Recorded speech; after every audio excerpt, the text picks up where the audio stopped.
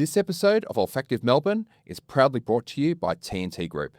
For Australian fragrance founders, the standard 10,000-piece packaging minimum has long been a wall between the design you envisioned and the design you could actually launch with. T&T Group designs and manufactures luxury packaging for the world's leading fragrance houses. And until the end of Season 2, Olfactive Melbourne listeners can access T&T directly, with the 10,000-piece minimum waived and 10% off unit pricing. Premium packaging at the scale Australian indie brands actually launch at. Visit tnt-group.com and mention Olfactive Melbourne when you reach out. Now, on to today's conversation. We're coming to you today from Melbourne, Australia, and we would like to acknowledge the traditional custodians of the land on which we are recording, the Wurundjeri and Bunurong people of the Kulin Nation. We pay our respects to their elders past and present and extend that respect to all Aboriginal and Torres Strait Islander peoples listening to the recording today. Hello and welcome to the Olfactive Melbourne podcast. Our show is all about elevating Australian perfumery through conversations with Australian perfume houses who take us on a guided masterclass through a fragrance that best represents their brand.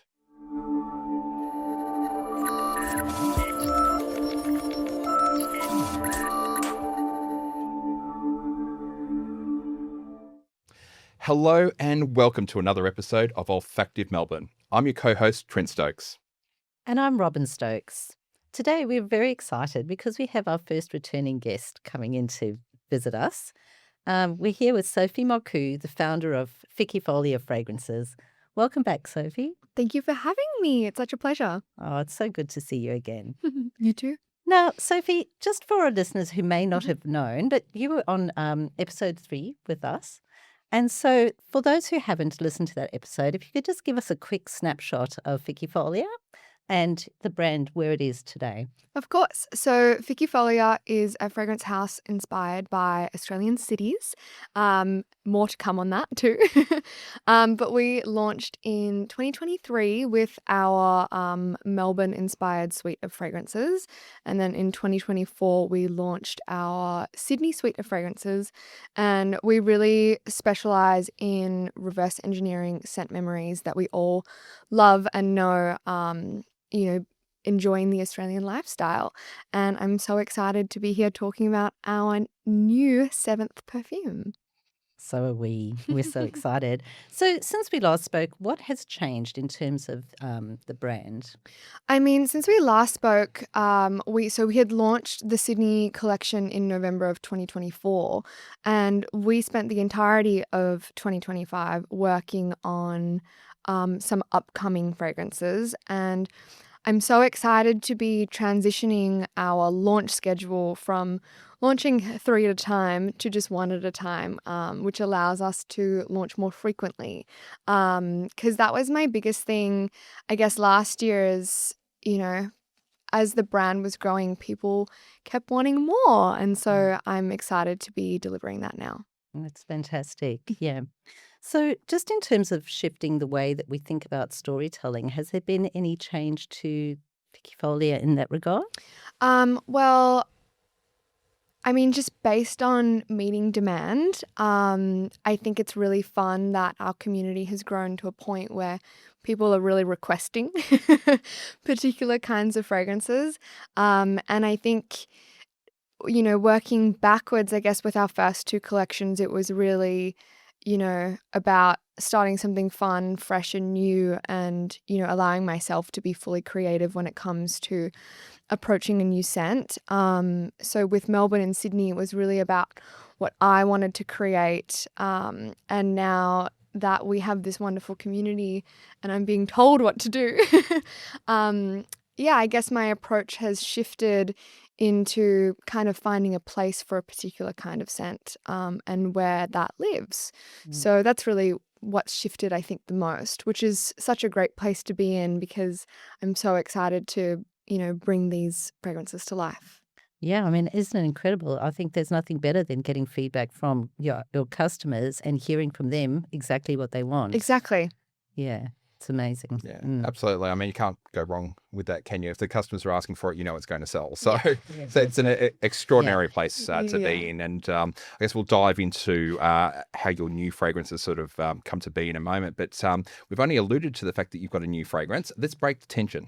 Okay. What is the new fragrance that you've brought onto the show today? Okay, so our new fragrance is called Best in Show. It is a perfume inspired by an award-winning vanilla slice. That sounds incredible. So obviously you did tell us before the show you were bringing this fragrance on. I have been looking forward to this. I was saying to Robin earlier in the day, vanilla slice is hands down my favourite dessert. And I was saying to You didn't really need to tell me that. No, she did know because I get her to buy that from every bakery anywhere. And we were saying to our videographer who's behind the camera here, Noah, that by the end of this episode, I am going to be absolutely starving. And hopefully we can get to a bakery and get some vanilla slice. So we want to get our noses onto this pretty quickly. So I think the first step here is let's spray out the fragrance. So in typical Olfactive Melbourne tradition, we're going to spray onto our skin, but also onto blotters. And just to explain to those who might be new to the show why we do this, when we spray onto blotters, we are all getting a very consistent smell. So the blotter doesn't change or evolve. When Sophie's smelling it over here, I'm going to get the same smell on my blotter here, and we can all discuss the same smell. When we're actually putting it onto our skin, though, something different happens. The fragrance can be affected by our skin chemistry and by our, thank you very much, and by the temperature of our skin, a range of other factors. So the microbiome in our skin, how hot we run or how cold we run, all of these things can influence how the fragrance smells on our skin and which notes sort of come forward first and how quickly the fragrance evolves. So just an important call out here in terms of how we experience the fragrance. And to add to that, it's also your laundry detergent and your body moisturizer. So those can also play a factor in how things smell. And also something you can take advantage of by layering a scented fragrance. Absolutely. And this is something that I think we mentioned this to you last time we were on the show. We weren't very experienced back then with layering. And there's a real art form to Absolutely. this as well. Yeah. Absolutely. So it's definitely worth, if you're ever going to smell a fragrance, make sure that you don't just smell it on the blotter. Make sure that you do put it on your skin to really understand how it's going to interact with your own skin chemistry. Mm-hmm. So what we're about to smell are the opening notes of Best in Show. And just to explain what opening notes are, you'll see on your screen now a perfume pyramid. Right at the very top of that perfume pyramid, we have our opening notes. Opening notes are essentially the lightest and the most volatile of the fragrance molecules. And all that means is that the molecules in the fragrance will surface first, so we smell them first, but they'll also dissipate the fastest, making way for the heart notes to come. Now, that is a very linear way to explain how a fragrance will unfold. And certainly when we have a smell, we're very likely to smell some of the heart notes coming through as well. But it's just a simple way to explain how the fragrance is built. This show is proudly sponsored by Watchvault, Australia's premier destination for luxury and vintage timepieces. Every watch is trusted, verified, and ready for its next chapter. Visit watchvault.com.au to discover your next timeless investment. So, with all of that explained, Sophie, let's have a smell and then you can take us through the opening notes. Oh, wow, that's delicious. So, first off the bat, you are smelling praline, glazed sugar, lily of the valley or muguet, depending on how you want to call it, and also some jasmine. That is gorgeous. It's delicious, but it's got a freshness. Yes. Well, so when it came to developing this scent, I mean, depends on where you're buying your vanilla slice, but it's either like an icing or it's a powdered sugar. Yep. So I really wanted that to be what opens this fragrance. I wanted that kind of powdery but kind of glazy, almost caramelized note to really start it off because, you know, annoyingly, when you put a fork in a vanilla slice, you really just get the top layer, you know, straight off the bat. They're great, but they're not the easiest things to eat. So I really wanted that powderiness, and that this is the sweetest part of the fragrance as well. I really wanted that sugar hit to be at the start because I hate vanilla. I hate it in perfume. I like it as a note, but I don't love just pure vanilla gourmand fragrances. It's not typically my thing. So I wanted there to be an element of sweetness, and I wanted it to be at the start, and I didn't want it to be prolonged because otherwise headache territory for me. Yeah, I actually think last time you were on the show, you might have mentioned that you weren't a big vanilla fragrance fan. girly, So yeah. It's my one it's my one like perfume red flag that I have. Doesn't like vanilla. fair. Well, the fact that you're developing a fragrance through that lens means that we're going to get a slightly different type of vanilla fragrance. Yes, and I must say this is the only vanilla perfume I like. Not biased at all. Not biased at all. All right, well, let's dive into some of these notes. So the glazed sugar, I guess, note that's in here. Now, this is not glazed sugar that's being poured into a bottle. This is an accord. Correct. Or a fantasy note. Yes. Now, in order to build an accord, it's made up of a range of other different notes that help us to liken the smell of that glazed sugar. Yeah. In the real world to what's coming out in the fragrance. So I guess it's going to smell different to everyone. What kind of smell are we sort of getting here? How might we pick it out as we smell this note? Yes. Well, to keep in mind, the muguet and jasmine, they're all quite powdery, so they do work on quite a level playing field. The nuttiness that you're getting and the caramelized part is the praline. Yeah. It's that slightly sharper, really like kind of top of the nose sensation that you get. That's that glazed sugar, and it's complemented by the praline. They do kind of work hand in hand. Yeah, I'm definitely getting that because I'm definitely getting that sort of praline, hazelnutty type of nutty It's smell. slightly nutty. Nutty and sweet. It's the buttery pastry. Absolutely delicious. Yeah. Oh, that's good. Yeah, definitely can pick that. It is quite a sweet opening, but not overwhelmingly. Absolutely. So Yeah. lovely. Yeah. Yeah. So tell us a little bit more about the concept in terms of. So I'm a chocolate hater. There's lots of things about me that are a bit rogue. But yeah, not a chocolate dessert fan. So I always go for like vanilla, custardy or fruity kind of desserts. So growing up, going to country bakeries, I always vanilla slice or a custard tart. And I always thought it was so funny how every bakery says their vanilla slice is the best.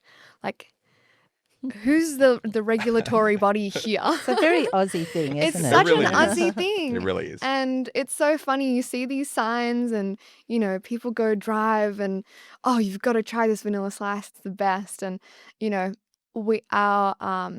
our customers and our community were begging for a vanilla perfume. Do you have a vanilla perfume? Are you coming out with a vanilla perfume?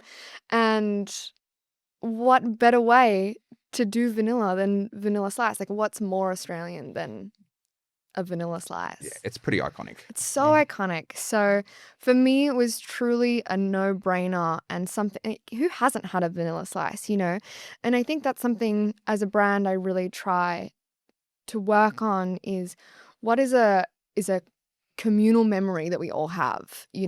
Someone asked me the other day, she was like, oh, do you make perfumes inspired by your experience? And I was like, well, yes, but it's also an experience we all can share. And once people can smell something and be like, oh, yes, you're totally right. That's exactly what it smells like. That's how I know I've gotten it right, because we can all share it together. Yeah. So that was really what I wanted to achieve with this is a vanilla slice is just everyone knows it. And this is what it smells like. Yeah, and I think it's a definitely a good way to approach this, calling it Best in Show, because you're right. Every country town across the country makes this bold statement. It's hilarious. It is, and you're right. Like who does regulate It's so this? camp. Nobody does. I mean, we did a trip, a road trip last Easter, didn't we? Yes. And we stopped in probably, I don't know, 6 or 7 different towns and sort of stayed. We did a full loop up to Jarvis Bay and sort of wrapped around the back of country Nice. Victoria. And every single town we went to had the best vanilla slice. And we're like, really? Who's got the No best one vanilla? says they have the best Lamington. Like, you know what I mean? It's just a vanilla slice. It's crazy. And so, of course, you have to try them all. Absolutely. And, you have to make up your own mind. So, Yeah, that could be part of the ploy, right? to try them all. Let's go. Oh yeah, you're making that claim. I'm going to Have come to in try and it. try it. So, I have this debate with my brother all the time because we're both mad fans of vanilla slices. Now, I like the vanilla slice that has the icing on top, and he likes the one that doesn't. So you're a fan of the icing on top. I like the icing on top. Me too. It's the best. It just texturally, I think it works really well. And I also, powdered sugar is just so messy for no good reason. It is. I think that the icing one is a very Australian expression of the vanilla slice, whereas the one without is a bit more of a French style. Yes. Yes. And I specifically like the one with the brown striping. I think it's really pretty when they do I that. think so, Check yeah. that Little bit of a artistic expression on it. Yeah, So. I've seen icing dyed pink too. Just okay. whatever you feel like. Yeah, exactly. It's an expression. Yeah, whatever your home bakery is doing.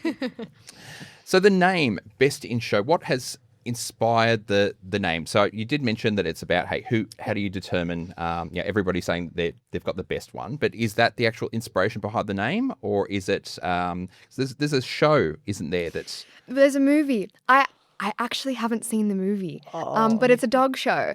And so I came up with the name. I mean, that was kind of the first thing that I started working on. And originally I wanted to call it Blue Ribbon. Oh, yeah. But I was worried that it was too associated with ice cream. And so Best in Show, I mean, I don't know if you can tell, I'm a little bit theatrical. And I really just had this vision of this really just grandma chic country bake-off. And, Best in Show has this giant ribbon, and whether it's a dog or it's a baked good, I think it really fit the bill. And, growing up going to I was going to the Perth show, where you saw all these beautiful pastries and cakes, and it was so fun to walk through and see the ribbons. And so it just really felt like quite a natural fit to me, and I really wanted to celebrate that side of Australian culture. Fantastic. All right, so we're in a great country bake-off type of situation. We're judging all of the various different, vanilla slices that are coming through. Yes. And then this lands in front of us. And this lands in front of us, exactly right. Fantastic. And it just happens to be Best in Show. Fantastic. Yeah. We have actually seen the movie, haven't we? Best have. in Show. More Yes. than once, because it's a fabulous movie, actually. Yes, I don't know why I haven't seen it. I love the cast. Everyone who's in it is amazing. So I'll watch it between now and when this podcast goes live, I promise. Absolutely. For those who haven't seen it, it is about dogs, not about about baking. But if you're a dog lover like we are, it's a fantastic show. Got some of the best comedians of this century.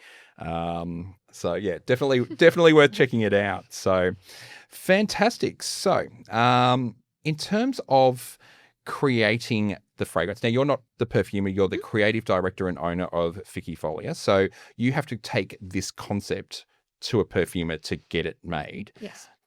Was it as simple as just finding your favorite vanilla slice and saying, hey, make that? Or what was the briefing process looking like? Well, so I have synesthesia. So scent is very colorful for me, which makes the process of developing fragrances really what's the word I'm looking for? Multisensory. And so I always start off with a visual mood board and a color palette. So that was really where I started. And so my references were, textural custard and, sticky fingers and, icing sugar and all that. So that was how it started, and I had an idea. I definitely knew I wanted tonka in there. I had an idea of what kind of notes I wanted to start with. And then, I brought it to my teams and we got a variety of submissions. And it was tough because I didn't like anything. And, how do you formulate something that is not to your taste? This was quite challenging because of that, and I had to kind of put my prejudice aside and really evaluate just based on performance and give my feedback based on that initial kind of gut reaction. But also like with all of the fragrances we develop, I really depend on my circle. So my professional peers, my friends, family, because again, this is a common memory that I'm trying to recreate. Everyone's opinion is really important. And so using my knowledge and understanding of formulation and performance, and then using the advice and the feedback I was getting from, my inner circle, that really informed the process from there. But then we started getting into territory that I was like, oh, I like this. And so, I didn't just want to pick something that I liked, but it genuinely became the most accurate version of the samples that we had. So it worked out well. Yeah. I think it's really fascinating what you said about how it sort of challenged you a little. And I guess that's part of, as your brand grows and as you expand and create new fragrances, that's going to happen at some point. Well, it was a real challenge, I guess more of a moral debate, like, or would I put something out that I wouldn't personally wear? And I really sat with that for a while because I didn't know the answer. But at the end of the day, it's not about me.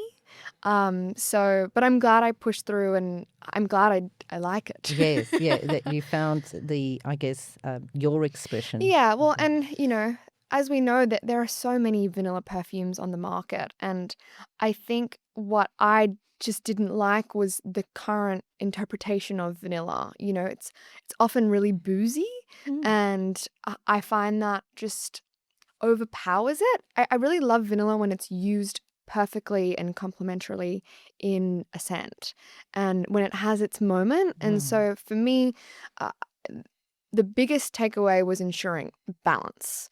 It had to be a really well balanced, nuanced fragrance, and it couldn't be too boozy. And that really, once I figured that out, that was how I knew what direction to take it in. Absolutely. And I think you've just sort of called it out there. The market for vanilla fragrances is massively saturated. Huge. So to stand out and have something different is actually quite challenging. Now, I can say I've got the privilege of smelling this here, and I've smelled a lot of vanilla fragrances. This definitely does stand out from the pack. But Thank you. to be able to create something that does this, it must have been a process. So I'm sure you didn't just get a couple of submissions here. You probably had multiple submissions. Yes. And then once you've gone through this process of taking submissions and you've sort of nailed down something that you like, it's probably not done at that stage, is it? Correct. So you go through the submission process, you select the one that's most closely resembles what you like, and then you've got to go through a revision process from there. Yeah. And how long does that take? That takes time. So what I did was, with the submission in its raw form, I was sampling it, and then I bought like 12 different vanilla perfumes, and I smelt them all. And I was like, are these comparable to anything existing on the market? Because, I want to make sure we have creative integrity first and foremost. And secondly, do I think this outperforms everything else? And I believe that it does, but obviously it's so subject to interpretation. There are a lot of vanilla lovers out there, and as we all know, perfume is so subjective. So I feel that it quite confidently aligns really nicely with Ficifolia as a brand, and that was the most important thing to me. But when we were revising this one, we took it kind of 3 different ways, and the original was the best. Interesting. Yeah. So when you say the words outperform, I've got in my mind what performance sort of means in a fragrance. And there's a few different categories here. And I certainly know we've experienced your fragrances before. They're known for performance in terms of longevity. They're known for performance in terms of sillage. They're known for performance in terms of a projection. Is that how you're sort of rating performance, or is it relative to the scent profile? What do you actually mean? It's a bit of both, honestly. I feel like balance is truly the most important thing to me. And also, as obviously not being a perfumer myself, I put a lot of effort into maintaining a certain level of intelligence when it comes to perfumery, because and that's why I'm not the perfumer, is because I don't want to be that close to it, and I still want to have some level of understanding of how a consumer will perceive the scent. So something that I really love about all of our fragrances, and it's really integral when I'm developing a new scent, is, can you smell everything? Can you smell every note? Can you pick it out? And I feel quite confidently that when people smell our fragrances, they can smell the specifics. And so when I say outperform in terms of scent profile, is it clear to the smeller? Is it clear to the person who's experiencing the fragrance what it really is? So that was really important to me, and I felt that that was true. And then, yes, vanilla can, not last all that long sometimes. And, I wanted the vanilla to be all the way through top, heart, and base. And, sometimes there would be fragrances that were beautiful, but the vanilla kind of dissipated, or it was, wasn't a creamy smelling vanilla, or, and so I guess when I was thinking about, well, what makes sense for the brand, this makes sense for the brand. Yeah, absolutely. All right. Well, that makes total sense to me. And I've got to say, in smelling those opening notes, you can pick out each one of the individual notes that are in there. I was getting the lily of the valley, I was getting the sugar, I was getting the praline, but that doesn't mean that you experience it that way. They're very well blended. So you're Correct. still Yeah. getting the whole package while still Yes. being able to identify those individual Yes, notes. and that's the balance, because you never want one thing to be too overpowering, because then it just dominates the scent. Yep. It's got to work harmoniously, and that's really important to me when it comes to performance. Absolutely. Good to get some definition around Absolutely. performance. All right. So probably one last question from me before we move on to our heart notes, and it's to address the elephant in the room here. All right. And that is, everything that Ficifolia has produced so far has been themed around different cities and different locations. And now we're in a gourmand fragrance. What's with the pivot? So I think as a brand, we've experienced a significant amount of growth in the last 12 months, which has been so amazing. And I really wanted to change our drop model, number one, because it's just really difficult to launch 3 at a time. And I feel that I wasn't able to really express and express what the perfume was and really give it the time it deserves when you're marketing a whole collection. It worked really amazingly for the first 2, given that we were a new brand on the market. But now that I feel like we have a bit of street cred, I want to give each perfume the time that it deserves. And jumping into a new city with just one scent didn't feel right. And I also wanted the opportunity to explore more of Australian culture in a way that wasn't tied to a particular place. So Best in Show marks the commencement of a new chapter, which is our Australian classics. So as the brand grows and as inspiration hits, or as, there's demand for a particular kind of scent, we're able to meet that, and it still has a home. And that's really important to me. Okay, so we're not going to get a range of gourmand fragrances. They fit into this Australian classics. It's more about Correct. I'm not sure if I'm going to get this word right here, but the sort of iconography of Yeah, Australia. absolutely. So what would be an example of something that might sort of fit into the range down the track? Not saying that you're going to produce that particular fragrance, but just to give us an idea of where that collection is sort of going. Well, I feel like if we were to create a perfume inspired by Dame Edna, this is the category it would be. Or, uh, an Australian movie, and I think what's really great about the Classics collection is it does open us up to some collaborations. So hint, hint, nudge, nudge. But yeah, I think it allows us to take things that feel uniquely Australian and not have to categorize them by city. Yeah, fantastic. All right. So the next one's not a pavlova or scones with dairy cream. It's about iconic Australiana. Yeah. That's a great way to put it. Fantastic. It's nice and broad, allows you to put a few things in. Yeah. In terms of the exploring cities, will you circle back to doing that later down the track? Or Yes, I think this is a question I get asked all the time. And I grew up in Perth. And so everyone in Perth is like, when are you doing Western Australia? But like WA is so big. And like, how can you just encapsulate Perth? When there's Exmouth and Margaret River and, Denmark, all these beautiful places. And so I think from here on out, I'll probably do more so regions. We do have a particular region in mind. Sadly, it's not WA. You'll have to wait. But yeah, I'm really excited for that. I think it's going to be really. Let's just say to my knowledge, it's never been done before. So. Fantastic. Yes. We Sounds will very cool.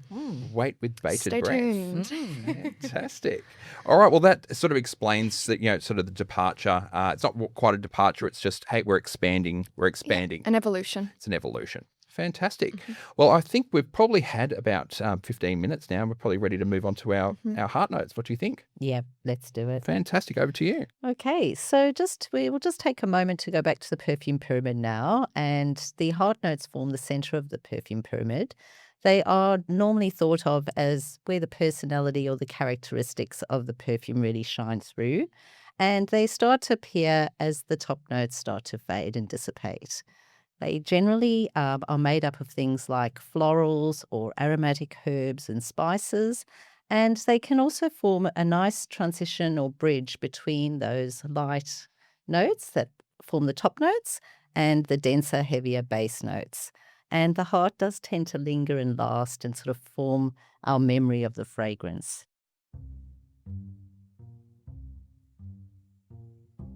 This edition of Olfactive Melbourne is proudly sponsored by Silver Australia. Silver Australia design and shape their jewellery in their studio in Melbourne, and they're pleased to offer Olfactive Melbourne customers 20% off when you use the code MASA20.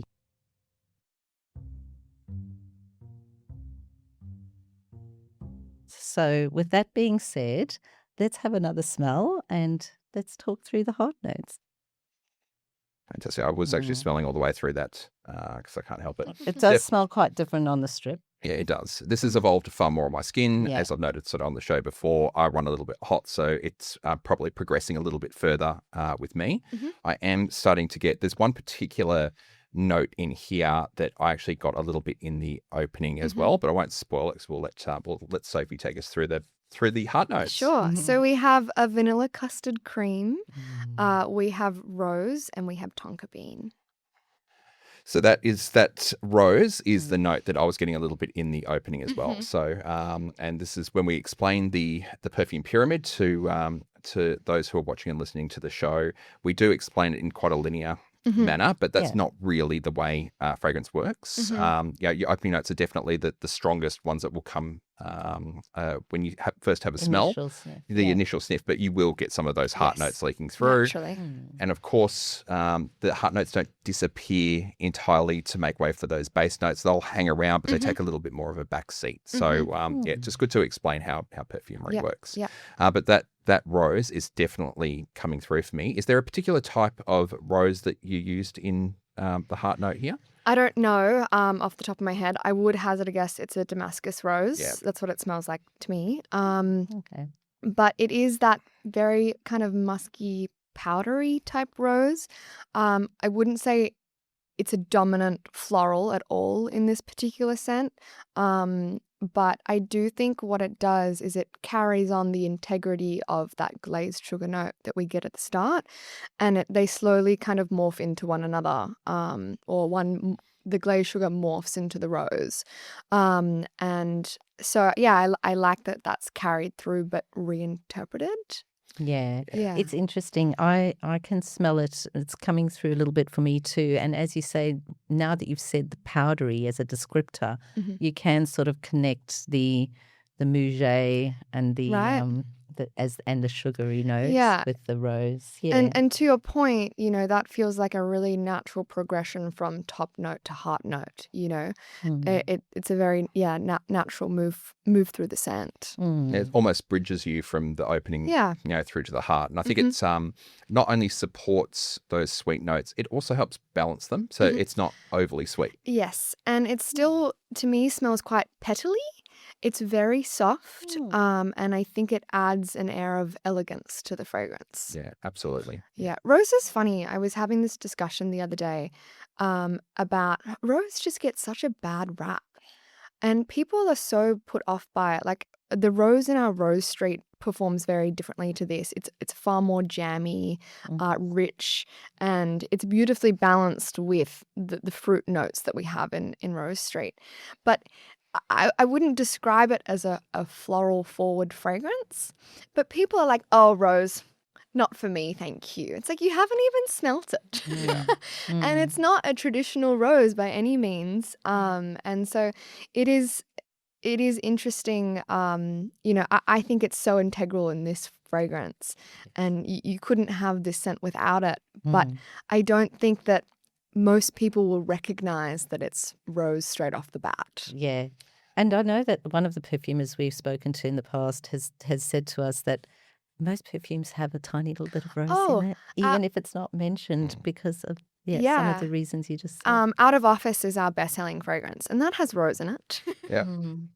So It's just got that whole, it's a grandma smell. yeah. And because I guess we all grew up with our grandma, sort of using rose, but that rose that was used in, I guess, Talcum powders, talcum powders, soaps and everything had that's that a very, scent. very different type of rose than you Yes. get in modern fragrances. It's certainly not a damask rose, which is, I think you've actually nailed it here. That's what it's smelling like to me as well. Those scents that are quite often, they're not even real rose, right? No. It is, a synthetic version of rose because they don't put one of the most expensive ingredients on earth into cheap ingredients that you use around your house. So it's definitely worth, parking your misconceptions because you'll miss out on really great fragrances like this one, like so Rose Street. And true. Rose Street is absolutely outstanding. I'm a massive rose fan. I'd say of all of the fragrances I've got, the vast majority of them are rose. Yeah, it smells great on him. Well, and really it can be does. done so many ways. Like a honeyed rose, so good. A bit of tobacco, it's just really, really. I mean, it's used commonly for a reason. Absolutely. Yeah. Absolutely. And it's a very expensive ingredient. And true. if it wasn't a useful ingredient, people wouldn't use it because it is so expensive and so difficult to source. So absolutely used sensationally in this fragrance. Now, the other note that you noted here was the vanilla cream custard, which is I guess this is the heart. It's the heart of the dessert, but it's also the heart of the fragrance. Yeah. In terms of how we're smelling this in the fragrance here, do you feel that it is sort of a photorealistic smell when you compare that to a custard, or is it an inspiration? How would you describe it? Yes, I would say that you've put that quite eloquently. It is quite photorealistic, and because the vanilla in this scent is so creamy, it's really, really creamy, and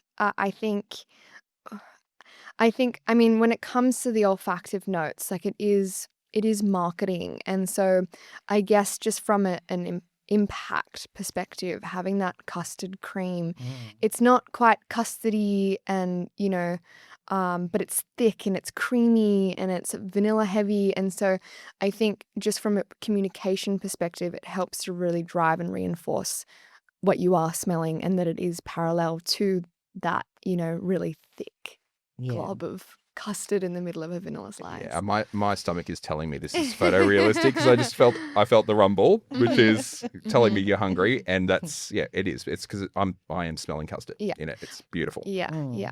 Fantastic. And the tonka beans also. Yeah, the tonka bean. gorgeous I think too. it's really Yeah. well used Kind in of this. toasty. Yeah, Mm. got that really nice smell. And I think I was saying a couple of episodes ago, I used to get quite confused between vanilla and tonka. I've got this sort of Yes. Well, because we thought they were That's sort really of common. more similar than they really are. absolutely. We were fortunate enough to smell tonka bean as a raw ingredient. material, yeah. Yeah. Yeah, and now it helps me identify it a little bit more, and now I can pick it out in Yes. this fragrance for sure. It is distinct from vanilla, Yes. but works so well with It's it. a little bit more woody and a little bit more toasted, I feel. And yeah, like I said before, I knew coming into this that I really wanted a tonka note because, you know, there is a bit of a blurred line between the, vanilla and tonka bean. And it's because they work so well together. They really complement each other. And I think it really gives this fragrance a level of depth and sophistication that, you know, elevates it from just a vanilla body spray, because it's absolutely not in that category. And that's always the danger, isn't it, when you create a vanilla fragrance, that it might stray into that teeny bopper Yeah. spray, Yeah. and unless it's treated really delicately, you Yeah. can stray into that Well, zone. and I think that's why there's a lot of boozy vanillas, is because it's this adult version of what Grown-ups. vanilla is. But, a vanilla slice isn't just for kids, it's 100%. a very dignified dessert. Absolutely. Absolutely. If there is one vanilla slice, my kids are not getting near it. No. So we'd be good to hear a little bit about where are we in the best in show story here in the heart. So we had the fork cracking the top before. didn't we? We're in the good bit now. We're in the really good bit. So we're really deep in the custard, and it's slightly light in color. It's fluffy. You can see the vanilla beans in the custard. That's how I picture it.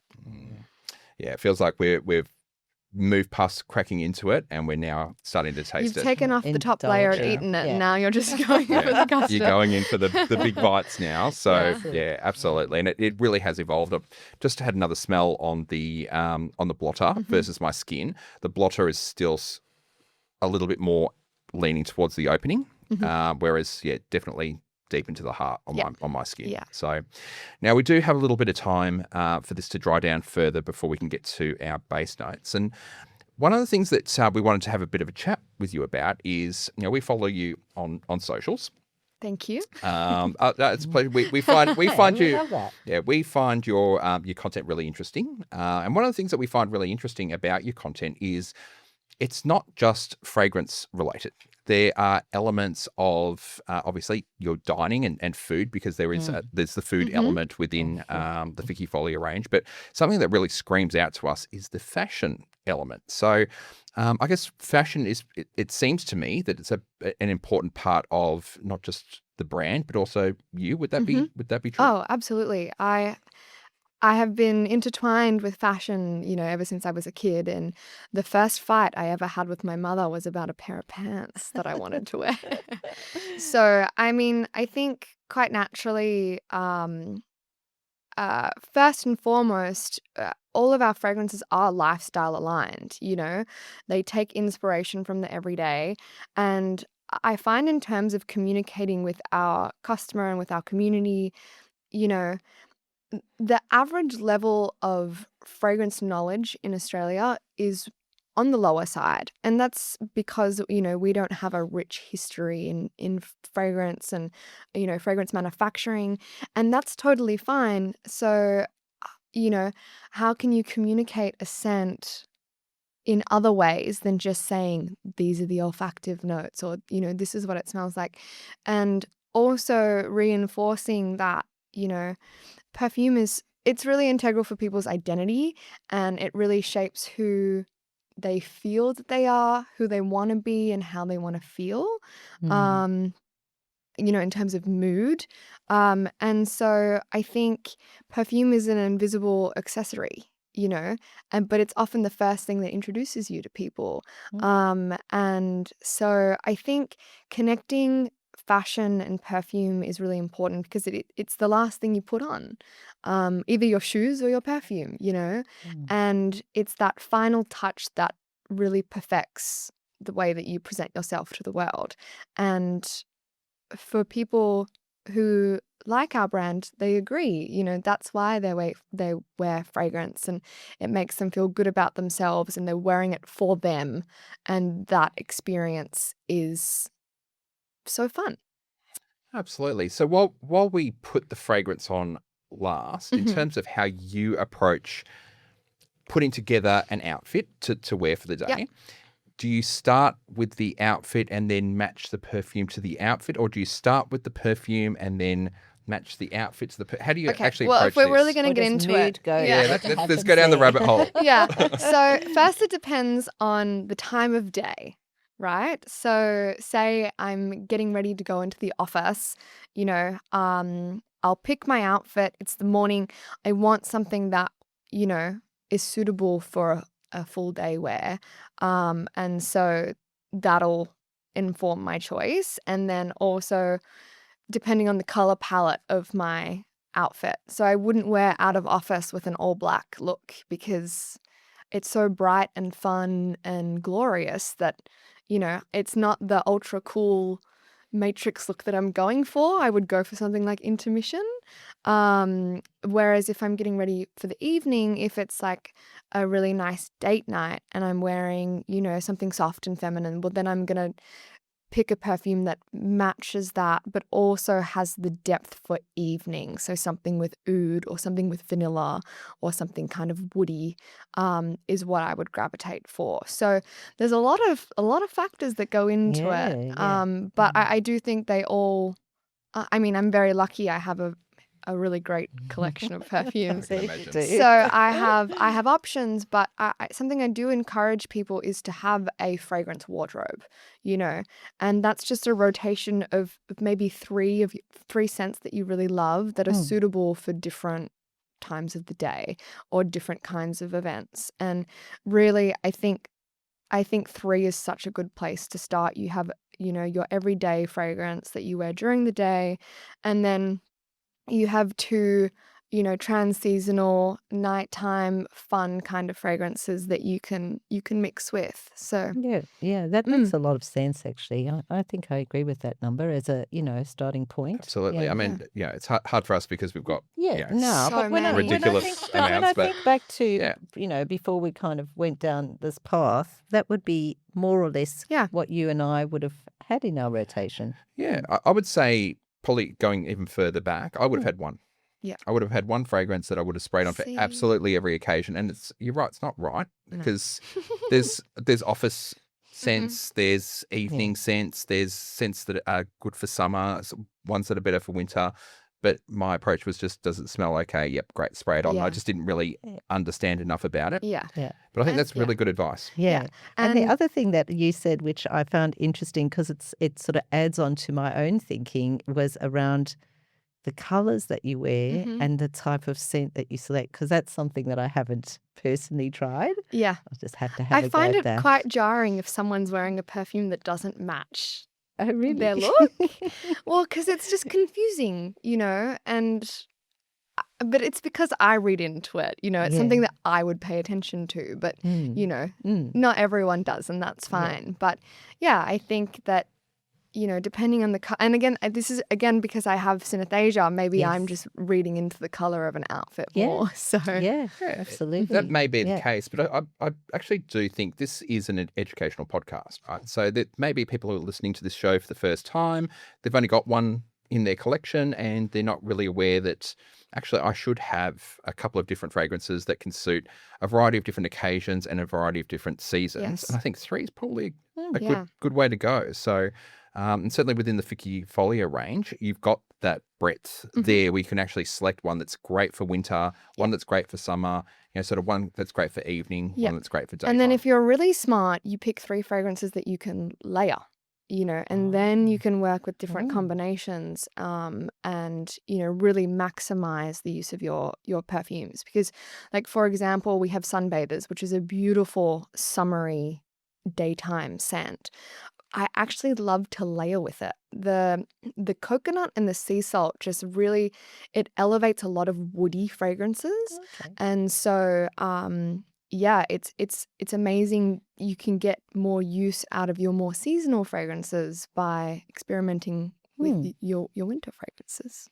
Yeah, absolutely. I Great tips. Yep. used to be under the impression that, I think wrongly, that layering fragrance was just doubling up on the amount of fragrance that you were using, and why would you want to spoil one fragrance by blending them in with each other? But the more I've gotten to understand about layering fragrance, you're not using as much fragrance.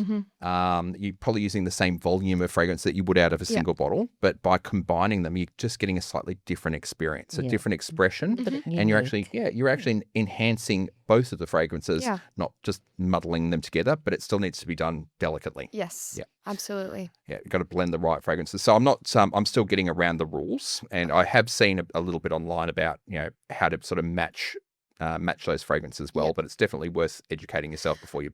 Well, my tip is get some blotters and spray all of your perfumes, and then pick two and hold them up together and waft in front of your nose. And that way it's a very low risk way of testing whether you like it or not, because there's nothing worse than thinking, oh, this will be great, and then you spray it on and doesn't work. Yeah, especially when it's the last thing that you put on, and Yes. now what do I do? And I'm an oversprayer, so then I'm like, oh God, it's everywhere. I'd say we were all oversprayers sitting here.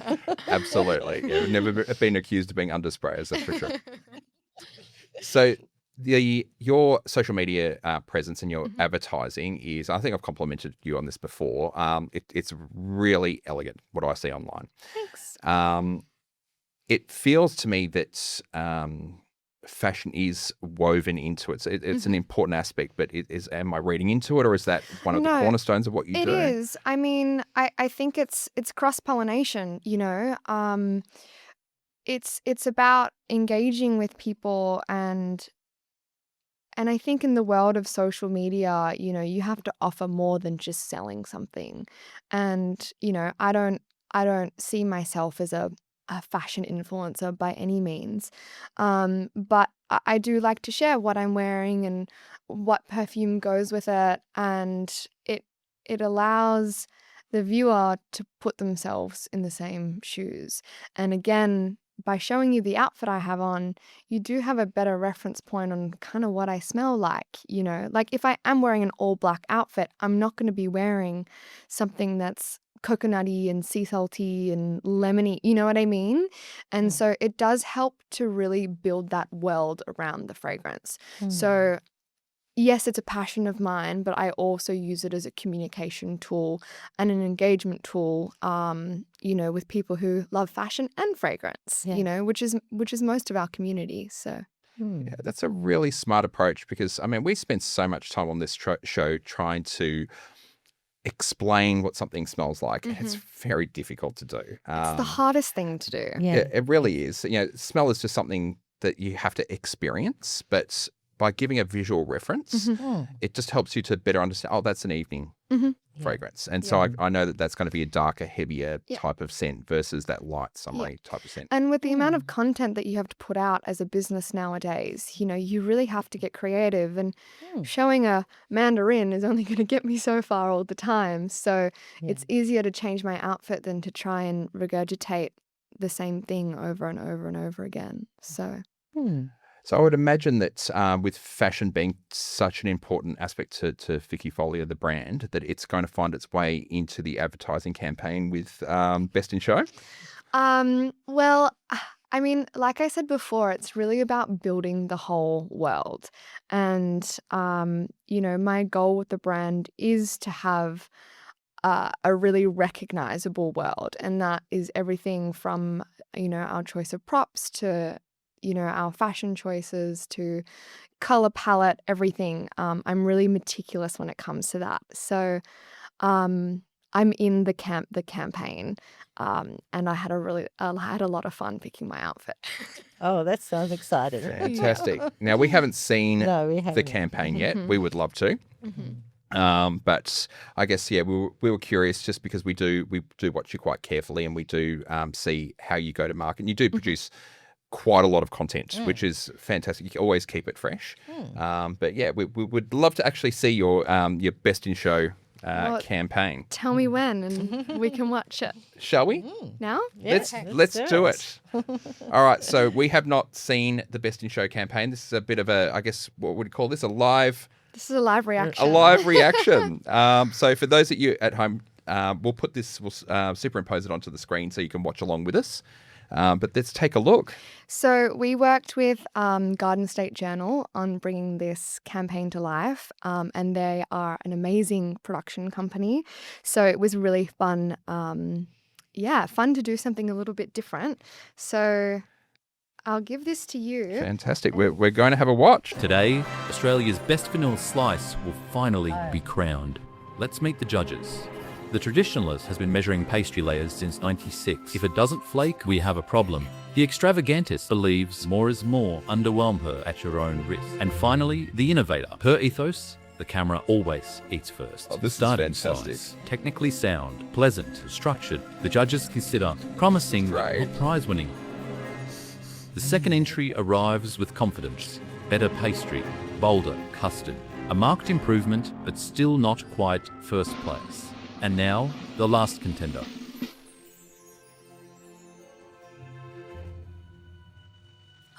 Silky. I love the sound effects. Vanilla that lingers. No deliberation required. The winner is Ficifolia's Best in Show, an Oh, award-winning that is vanilla great. slice reimagined as fine fragrance. That's so great. Fantastic. So creative. I've got to say, you absolutely nailed it. That is absolutely hilarious.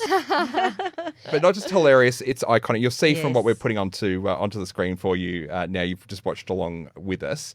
They have done a fantastic job. When we talk about integrating fashion, I think that you've absolutely done it there. That is absolutely iconic. Yeah, thank you so much. It was really fun to bring it to life, and I just had this vision and this idea, and it just came so naturally. So it's always great when that happens. Yeah. And then it's also great when the final outcome is also exactly what you pictured. So we had a lot of fun on set.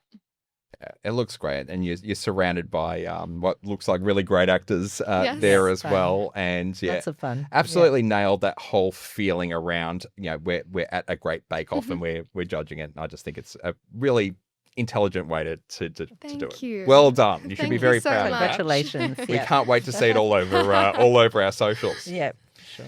All right, so just I guess to round out the discussion around fashion, Mhm. I'm intrigued just on your opinion. Do you think, just like fashion, that fragrances can become outdated? Oh, yes, absolutely.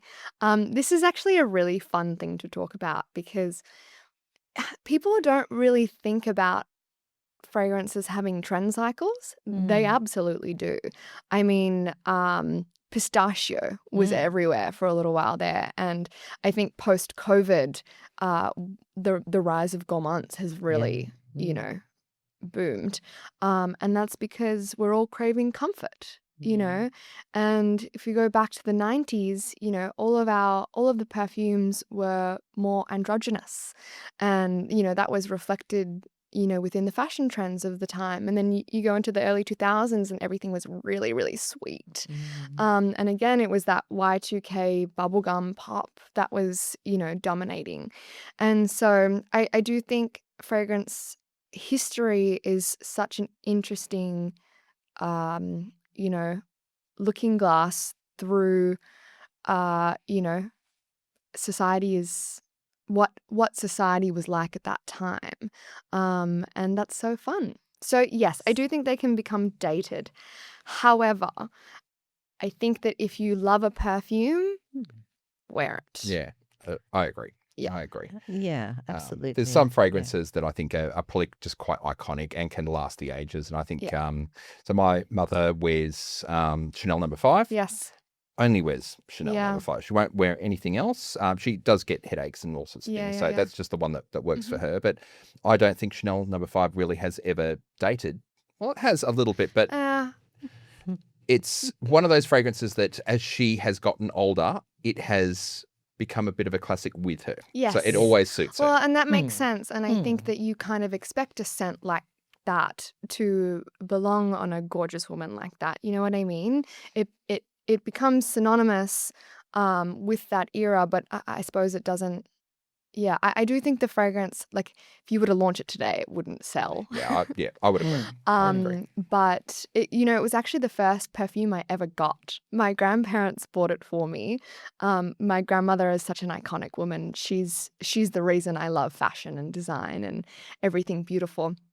And I think I was like 7, and they Wow. bought me a bottle of Chanel No. 5. Yeah. And that thing was like treasure to me. I never wore it because I didn't like the smell. I mean, a little too young for I'd imagine. Yeah. for a kid of that age, but oh my God, it was the best gift Yeah, I was iconic ever bottle given. And I mm. felt so rich.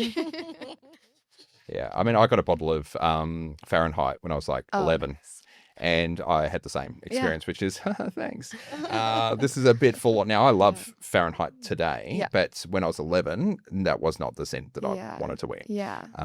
And I think Fahrenheit's probably another good example of, I don't think that Fahrenheit from the 90s or the 80s and the Fahrenheit of today is necessarily the same fragrance. No. I think it's been reformulated to become more modern with with today's cycle. Yeah. It's probably fairly common. And yes, it is very common. I mean, look at Angel by Mugler. That has had so many iterations, but I think that was really a catalyst at its time, and allowed room for a lot of, really interesting innovation. New scents. Absolutely. I suppose if you hang on to it long enough, it'll cycle back into fashion again. Well, we are in a capitalist society, so yes, that's how it works. Absolutely. Well, we will continue to keep an eye on your socials and your fantastic, fashion sense. So I've got to say, we are always sort of blown away by what you put up, and Rob's always making compliments about how you look. So, that's really nice. Thank you. Fantastic. All right. So obviously, we've established here that fashion and Ficifolia go hand in hand. We've got this beautiful new perfume that you've launched, and the advertising campaign, which will be out by the time this episode launches. So you'll get to see that, and we'll keep an eye on it. I think now it's time to jump into our base notes. What do you think? Sure. Yeah, fantastic. All right, so let's go back to our perfume pyramid. So it's showing on your screen right now. We're now at the very bottom of the pyramid. So with our base notes, they form the very foundation of the perfume, of which everything else is sort of built. The base notes are almost the opposite of the opening notes. So while the opening notes are quite light and they're quite volatile, they dissipate quite quickly, our base notes are quite dense, they're quite heavy, they stick to the skin, and they last for a long period of time. That could be anywhere from 4 or 5 hours out to, with some fragrances, it could be, 15 or 16 hours, just depends on the formulation of the fragrance. So base notes are really what we're left with for the duration of the cycle of the fragrance. Now, as I was mentioning to Sophie earlier in the show, it doesn't mean that our heart notes completely disappear. It simply means that our heart notes are no longer in the foreground. They take a little bit of a backseat while our base notes become the stars of the show. So, with all of that explained, let's have another smell, and then we can go through our base notes. I love this fragrance. Thank you. Right. Beautiful. It's lovely, isn't it? So right now we're smelling some patchouli, some cashmere musk, and some vetiver. Interesting. So I guess I was sort of expecting more gourmandy type of notes to appear here. So tell us about the decisions to have these notes. Well, when it came to the base notes, I didn't want it to be grounded by, a very heavy wood like a sandalwood, for example. I wanted more of the blonde woods to kind of come through. And again, as that rose has dissipated, we need something to help replace that musk in it. So adding the cashmere musk was kind of a no-brainer. And I love vetiver. I think it's such a beautiful, beautiful note. And patchouli as well. I think patchouli is one of those notes, kind of like rose, where some people can not be keen on it, but I think it plays such an important role in creating a dynamic perfume. And so really what these base notes do, like all base notes, they just ground it in a really beautiful, soft way. They're not overpowering, they're balanced, and they really just platform the fragrance. Can I have a smell of your? Absolutely. Smell nice. Let's have a smell. Yeah, evolving quite differently on both of Yeah. our skins here. And this is one of those Interesting. Quite unique, unique pieces. Is it more powdery on one of you? I think it's a little bit more powdery on Robin than it is on me. Mm-hmm. I think it's a little sweeter on me. That's just my feeling. it's very, wow. It's quite different. I isn't think it smells different on all of us. Yeah, it you is wanna- quite a yes, some please. smell. Yep, totally different. Isn't it? Yeah, it's interesting. This is why you need to put it on your skin. Yes. It's really, really important. It's far more custardy on you, Robin. Yeah. Which is normally I don't get the sweetness, but I seem to be getting the creamy and the sweet. It's really creamy on you. Yeah, it's interesting how it evolves, and it just might be that while skin chemistry absolutely plays a part, because I do run quite warm, I'm probably a little bit further in terms of the progression of this fragrance than both yourself and Bob. I'm not sure if you run hot as well, but I certainly do. So I might be a little bit further along the journey. But this is why we say get hold of at least a sample, put it on your skin, wear it through the full dry down. The number of people have told me, I bought the fragrance and it smelled so good, and then I took it home and it smells so different. And this is why we've got to go through the full dry down to understand the fragrance. Well, I was just in the UK and I went to the Le Labo store in London, and I did purchase the London exclusive, and it's a black pepper fragrance. Oh, okay. It's amazing, and the black pepper note is just absolutely to die for. It also does have a little bit of vanilla and leather in it, but it's funny how the black pepper just completely disappears, after a little while. And it's such a beautiful scent. But, if you were to smell that in store and think, oh, the black pepper's going to last the whole time, it doesn't. And it's fine because that's part of the journey, but it's so important to try it on and experience the scent. Yeah, absolutely. I see this. I'm in quite a few different fragrance groups. And you see everybody on different journeys, whether they're new into fragrance or whether they've been around for a while. And consistently, I see, hey, guys, can you tell me whether this fragrance is legitimate? I think I've got a bad batch. Yeah.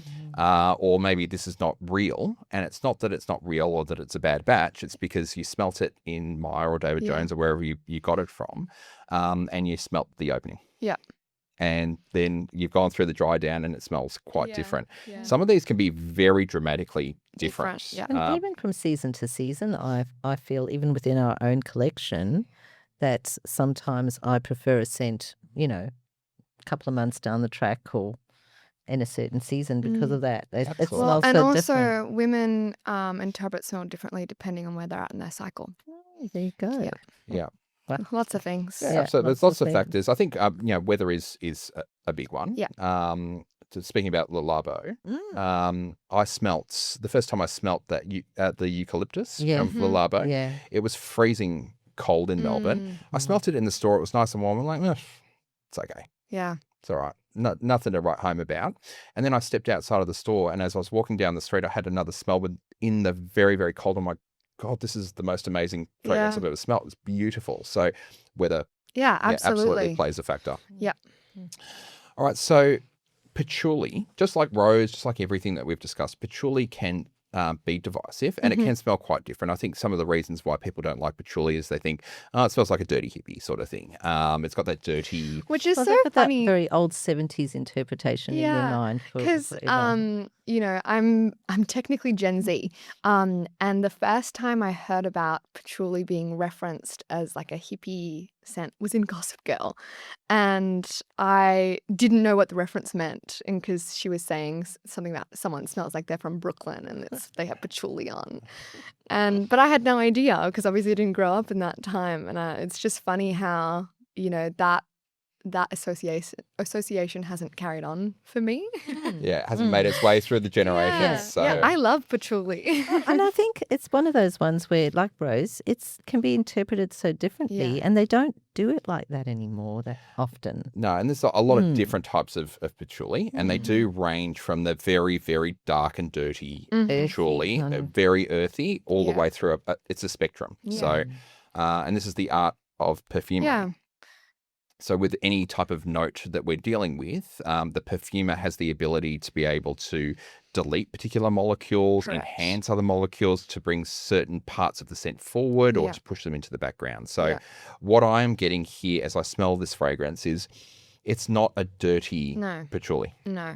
I'm smelling patchouli, but it's not dirty. It's more of a, how would you describe, like a mellow, Yeah. mellow, earthy. Slightly green. Green. Yeah, without being, overtly Hmm.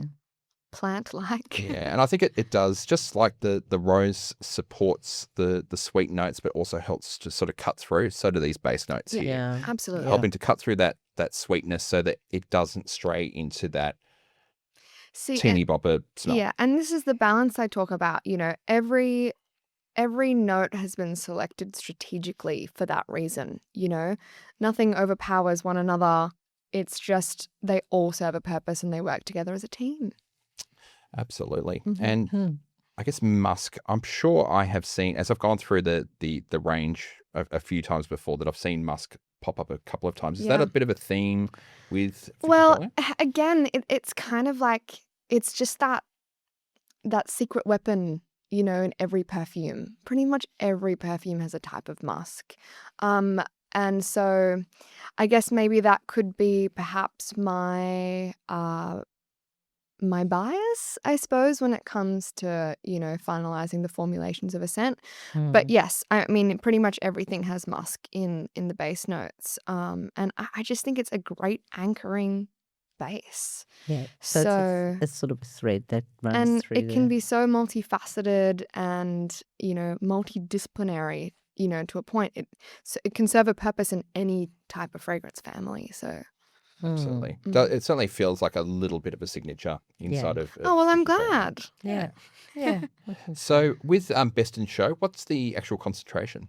25%, just like everything in the Ficifolia range. All right, so that Cool. makes it an Yep. Extrait, Extrait de correct. Parfum. Mm. Fantastic. Yeah, extrait is anything 20% plus. So 25%. So you're getting quite a lot of bang inside of these fragrances. Yes. In terms of the longevity Mhm. of the fragrance, Mhm. and again, there's so much variability Of here, course. and I know that, but roughly how much longevity would you get out I, of s- this I fragrance? say all of our fragrances should last you a full work day, so 8+ hours. But of course, that is subject to a million of things. So Well, I will say, like with Bistro Boy that we had the first episode, I wore it one day, I wore it all day, and that night I went to a hot yoga class, and even when I came out of the shower afterwards, I felt like I could still smell it. yeah, Bistro Boy, lasts a really long time. Yeah, it's a bit of a beast, that one, for sure. Yeah, Oh Darling as well. Oh Darling has a lot of juice, a lot of power. But again, it depends on the molecular structure of the fragrance.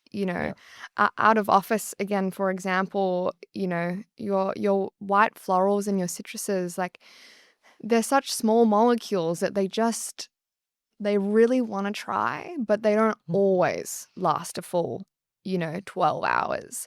Yeah. But, increasing the concentration helps it.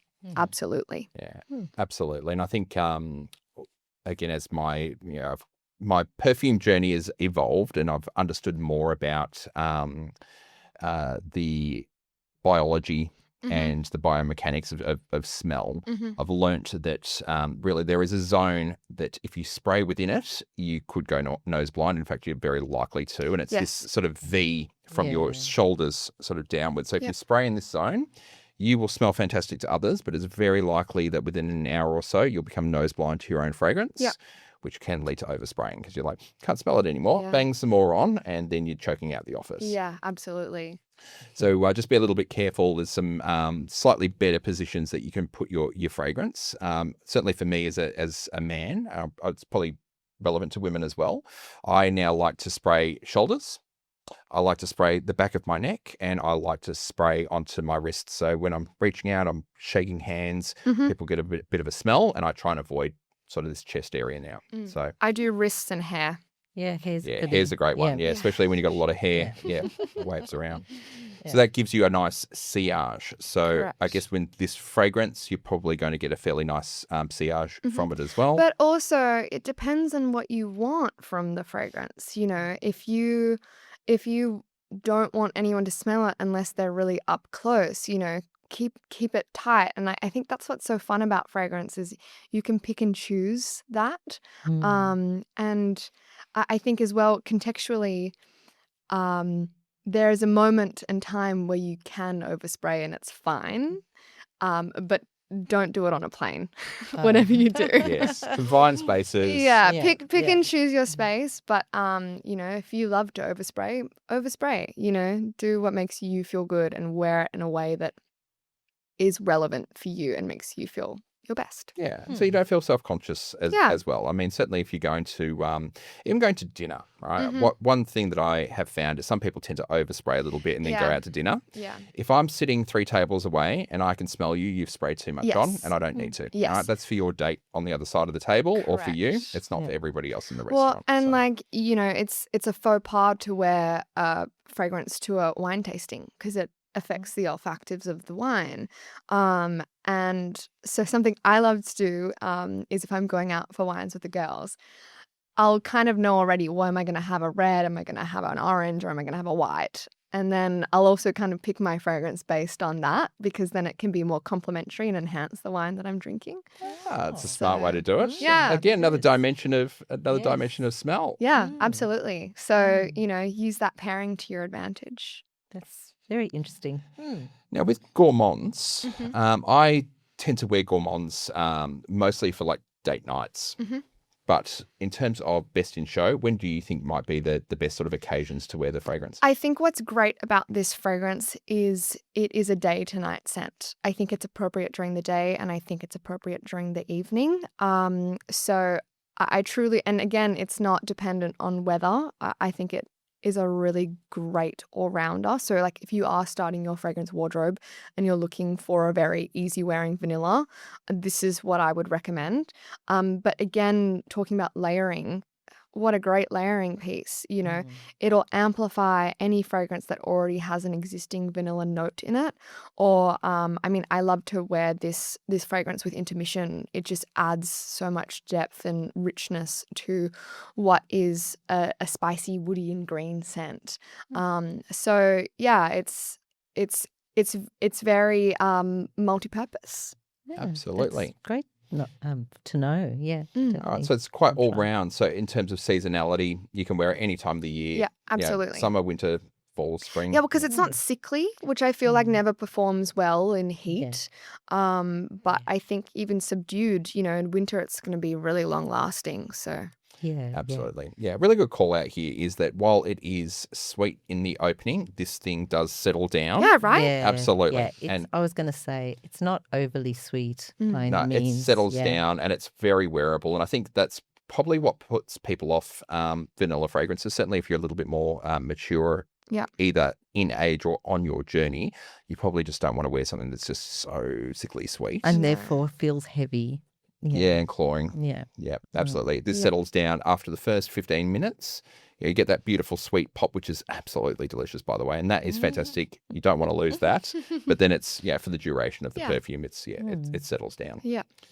Fantastic. Yeah. All right. good. So I guess by the time this show does go to air, Yes. it will have launched. But just for the sake of everybody who might be Of unaware, course. what is the official launch day? So it's launching 30th of April. Cool. And it'll be available online and in Law Perfumery in Fitzroy. Fantastic. So the girls down there at Law are absolutely fantastic, extremely knowledgeable, definitely worth getting down to Law to experience Absolutely. it in person. But of course, if you're from another state, definitely jump online and grab it. And will there be a sample that you'll be able to get hold Yeah, of so as well? all of our 30ml and 100ml bottles come with a 2ml sample to try before you commit to the fragrance. So we have a risk-free returns policy. So if you try that 2ml sample and you decide it's not for you, you can send it back and get a full refund.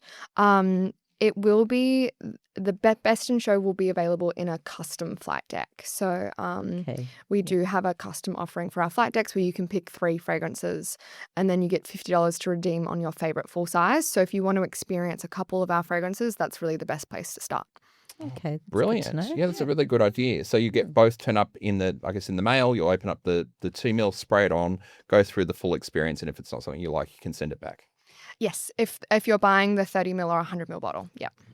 What a great idea. Fantastic. Risk-free. Why be penalized for trying to buy perfume online? You know, it's already hard as it is. So, yeah. Yeah, absolutely. I mean, we've been burnt a couple of times with blind buys, and it hasn't really been for us. But we haven't had that option before, so that's great. No. Yeah. I think it removes the barrier for people. So well, and that's great. The flight deck is really the best introductory offering because you can pick 3 2 ml samples to try, and then you can live with them. And the $50 voucher lasts for 3 months, so you can bring it on holiday and see what really resonates with you, and then you can redeem that $50 on your favorite full size. Yeah, awesome. And you can do the layering as well. Exactly. Well, and people love to bring them on holiday so that, you can have a variety of scents to have whilst on your trip and layer. Exactly right. Perfect. Right, and that discount is very generous as well, $50. Considering how much these cost in the first place, it's quite a lot of money off the fragrance. So yeah, brilliant.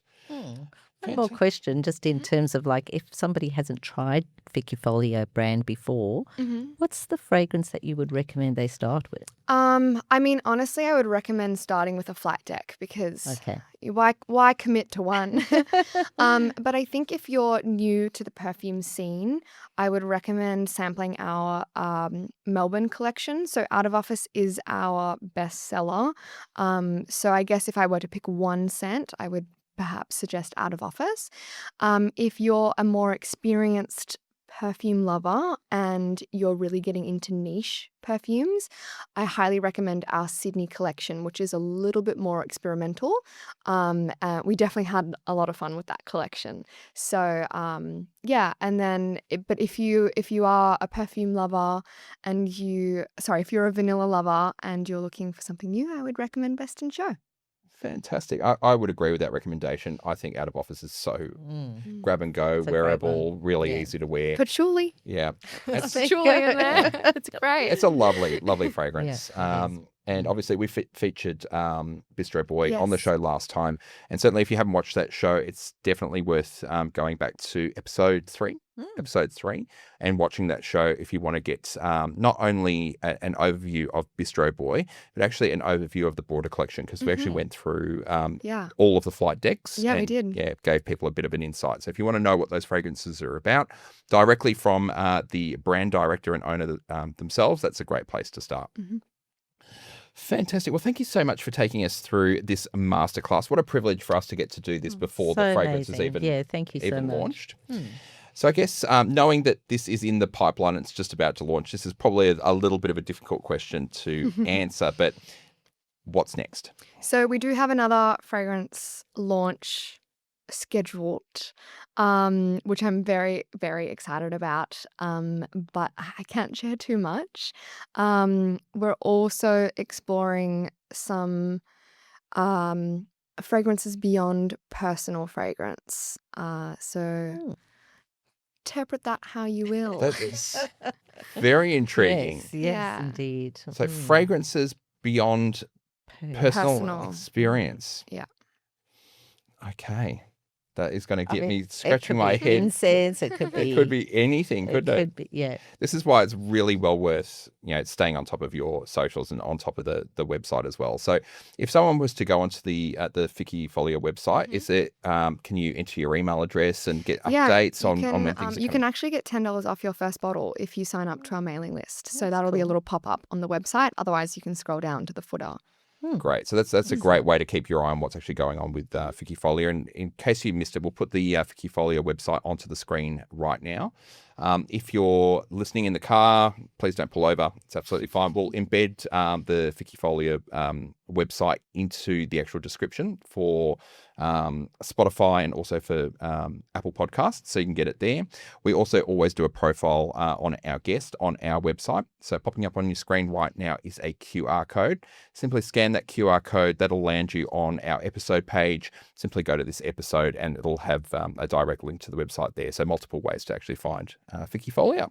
Amazing. Thank you so much for having me. Oh, thank you so much for coming back here. And it's been wonderful to see you again and absolutely amazing to experience the beautiful new Best in Show. Thank you so much. Yeah, it's a really glorious fragrance. I think you've hit it out of the park with this one. My stomach is rumbling because it has made me so hungry. It really is. It's I think photorealistic in terms of the vanilla slice. You've absolutely nailed it, but it hasn't too far into the sweet gourmand, very wearable. I think that this is going to be an outstanding success for you. Thank you. And of course, thank you for previewing on this show, but also giving us a preview of the advertising campaign, which is sensational, by the way. Of course. Very, very Thank cool. you. Yeah, so thanks so much for joining us. And of course, the invite is always open to you, Sophie. Whenever you launch a new fragrance, we would love to have you back on the show. You'll be the first to hear about it. Awesome. Thank you so much. Thank Fantastic. you. For all of our listeners, I hope that you have also enjoyed this episode as much as we have. If you have, please like and subscribe so that we can, get more and more out there for you. And thanks for joining us today. Thank you and goodbye. Thank you. Bye-bye.